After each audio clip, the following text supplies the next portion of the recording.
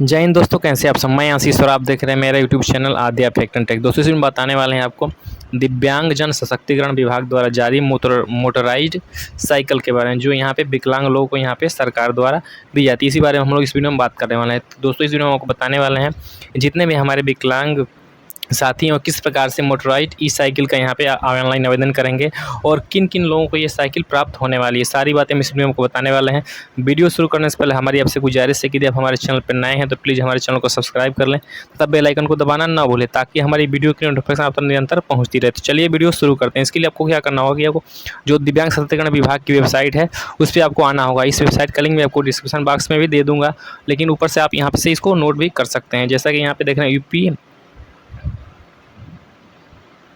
मैं इसको यहाँ पे थोड़ा हाईलाइट कर देता हूँ, hwd.upHQ.in, ठीक है।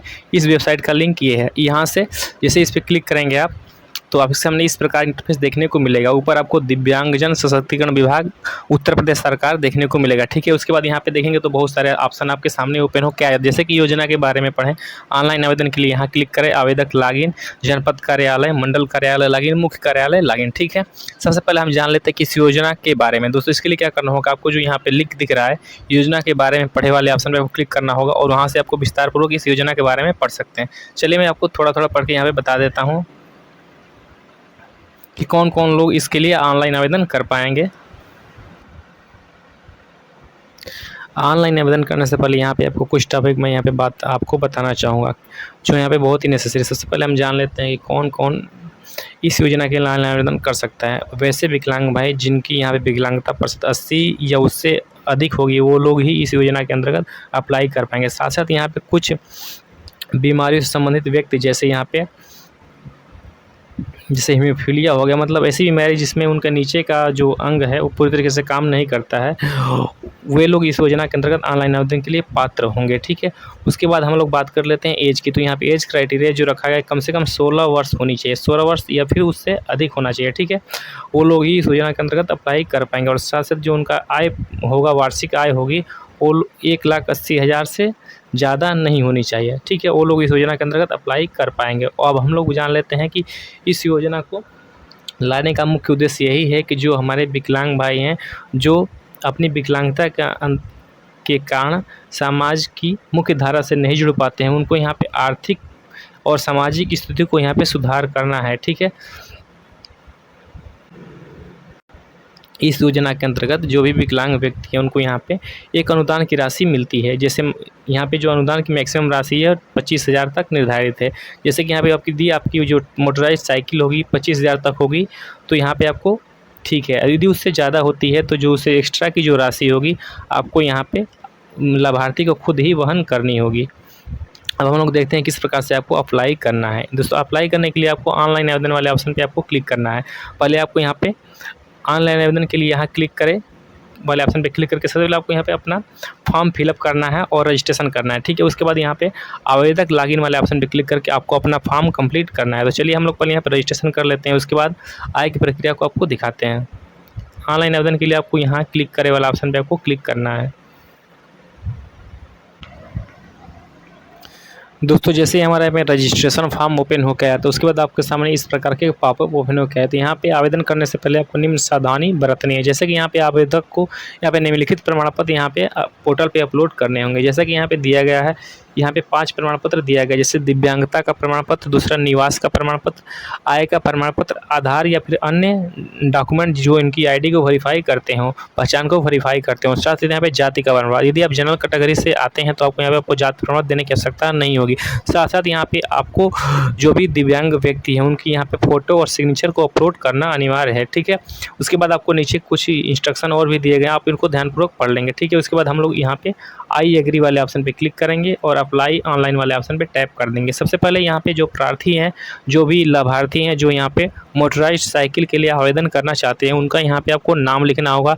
यदि आदमी है तो आदमी का नाम, यदि औरत है लड़की है जो भी उनका नाम लिखना है। उसके बाद उनके पिता, पति या फिर अभिभावक का नाम लिखना होगा, जन्म तिथि लिखनी होगी, ठीक है। उसके बाद यहाँ पे एज वर्ष में आपको भरनी होगी। उसके बाद यहाँ पे लिंग क्या है उनका वो सिलेक्ट करना होगा, ठीक है। स्त्री है पुरुष से जो भी हैं सिलेक्ट कर लेंगे। उसके बाद यहाँ पे उनका जनपद सिलेक्ट करना होगा। यहाँ पे इस लिस्ट से आप जनपद सिलेक्ट कर लेंगे। जनपद सेलेक्ट करने के बाद आपको यहाँ पे तहसील सेलेक्ट करनी होगी।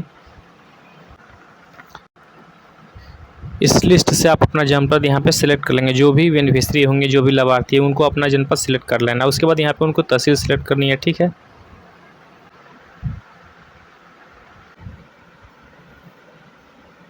जो भी आपकी तहसील होगी उसको यहाँ से स्क्रॉल डाउन करके सिलेक्ट कर लेंगे। उसके बाद यहाँ पे निवासी कह रहा है कि निवासी ग्रामीण है या फिर शहरी है, वो सिलेक्ट कर लेना है, ठीक है।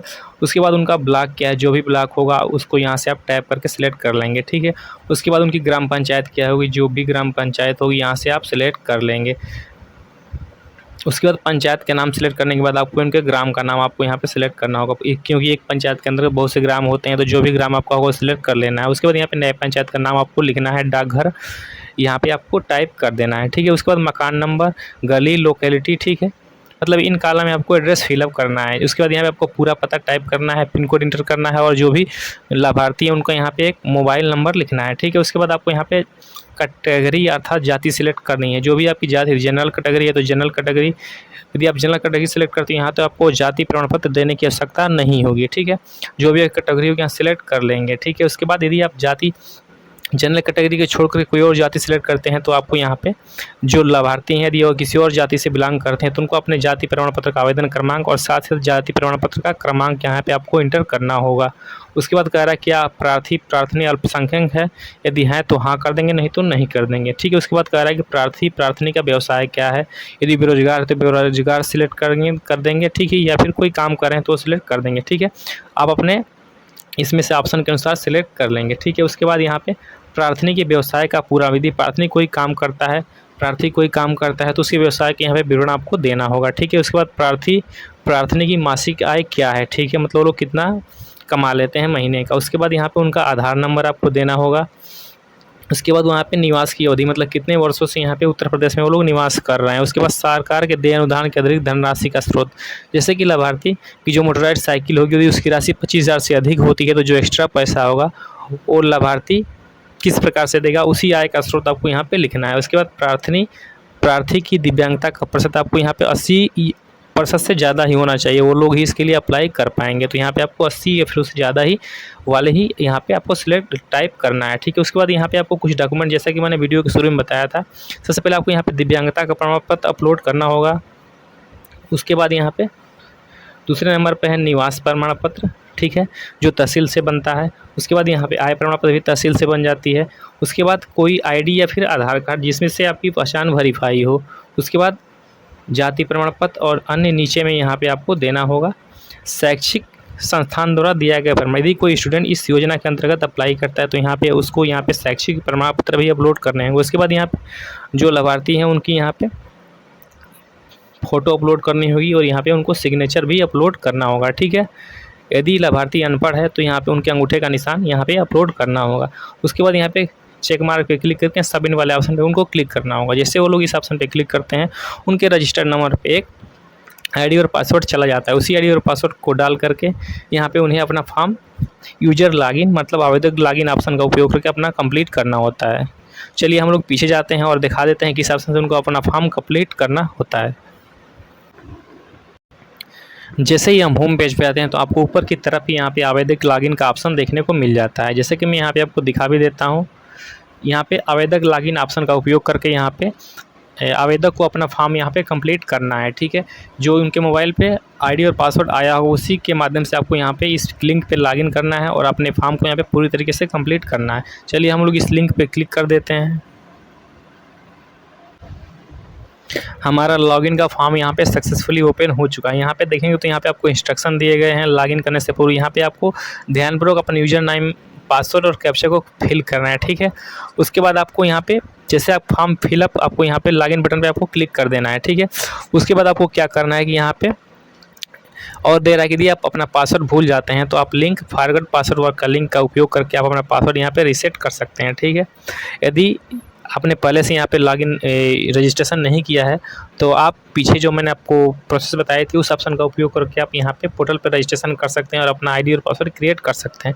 अब हम लोग देख लेते हैं किस प्रकार से आपको लॉगिन करना है। लॉगिन करने के लिए आपको यूजर टाइप सेलेक्ट करना है। यहाँ पे बहुत सारे टाइप देखने को मिल जाते हैं, जैसे कि यहाँ पे एडमिन है, डिवीज़न, HQ डिस्ट्रिक्ट, ठीक है। तो यहाँ पे यदि कोई आवेदक लॉगिन करता चाहता है तो इसके लिए उनको यहाँ पे एप्लीकेंट वाले ऑप्शन पे आपको सिलेक्ट करना होगा। उसके बाद यहाँ पे रजिस्ट्रेशन कोड जो उनके रजिस्टर्ड मोबाइल नंबर पे आया होगा वो यहाँ पे इंटर करना होगा, ठीक है।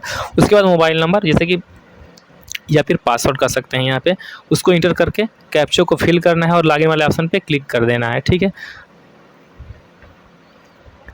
इस प्रकार से वो लोग इस पोर्टल पे सक्सेसफुली लॉगिन हो जाएंगे और लॉगिन होने के बाद उन्हें अपना फॉर्म यहाँ पे ध्यानपूर्वक सही जानकारी के अनुसार कंप्लीट करना है। और जैसे उनका फॉर्म यहाँ पे कंप्लीट हो जाता है तो जो जिला के दिव्यांगजन सशक्तिकरण अधिकारी है उनके पास यहाँ उनका फॉर्म जो है पहुँच जाता है और वो लोग यहाँ पे फॉर्म की जाँच करते हैं और साथ ही जो विकलांग व्यक्ति हैं उनकी भौतिक जाँच भी करते हैं कि वो लोग एलिजिबल हैं मोटराइज ट्राईसाइकिल प्राप्त करने के। यदि वो लोग एलिजिबल होते हैं तो तय डेट पे उन्हें ये ट्राईसाइकिल डिपार्टमेंट द्वारा प्रदान कर दी जाती है।